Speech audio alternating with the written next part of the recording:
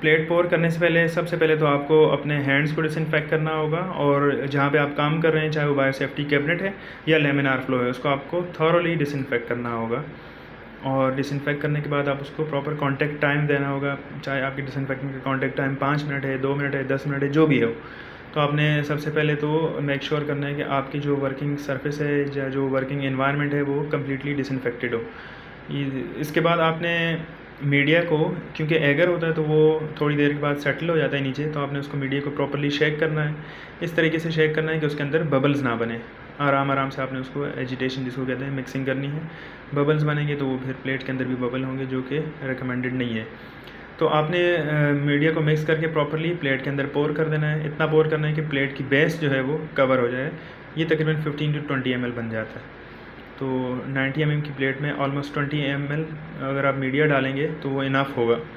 तो आपने प्लेट्स को पोर करने के बाद, जैसे देख सकते हैं आप, पोरिंग हो रही है तो उसके ऊपर आपने लिड उसको फ़ौरन से नहीं रखना, क्योंकि मीडिया जो है वो थोड़ा सा वार्म होता है, तो उसकी एवोपरेशन भी हो रही होती है। वेपरेशन की वजह से लिड के ऊपर ड्रॉपलेट्स आ सकते हैं। तो आपने प्लेट पोर करने के बाद उसको थोड़ी देर के लिए रखना है, 5 से 10 मिनट का टाइम देना है। उसके बाद ये देखें आप, 5-10 मिनट के बाद प्लेटें जो है वो सॉलिडिफाई हो जाती हैं। उसके बाद आपने इसके ऊपर लिड रखना है, कवर करनी है और उसको इन्वर्ट कर देना है। और इन्वर्ट करने के बाद आपने उसको इंक्यूबेशन कर देनी है, प्री इंक्यूबेशन जिसको बोलते हैं। एटलीस्ट आपको 18 to 24 आवर्स की इंक्यूबेशन करनी होती है। प्री इंक्यूबेशन का पर्पज़ ये होता है कि आपने प्लेट्स पोरिंग की है, हो सकता है उसके दौरान कोई ना कोई मिस्टेक हुई हो और उससे प्लेट्स में वो कंटेमिनेट हुई भी हों।